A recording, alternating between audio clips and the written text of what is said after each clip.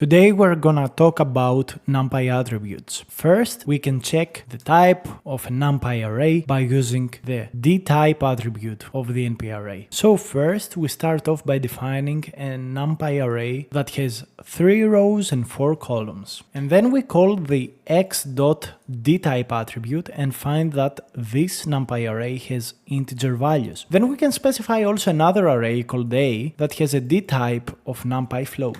Let's check it out. So we can see here that the dtype for the array A is float64. We can also check the shape, meaning the dimensions of a NumPy array, by using the attribute .shape. If we call .shape for x and a, we can find that x has 3 rows, which is in the first dimension, and 4 columns, which is the second dimension. We can also find that a has only 3 elements and no second axis. The .shape attribute will return a tuple with a dimension. We can also specifically check the dimensions of an array by using the .ndim attribute. What we can see here is that the X array has 2 dimensions, 3 rows, 4 columns, while the A matrix has only 1 dimension. Arrays with 1 dimension are usually called vectors. We can also check the size of the array by using the .size attribute.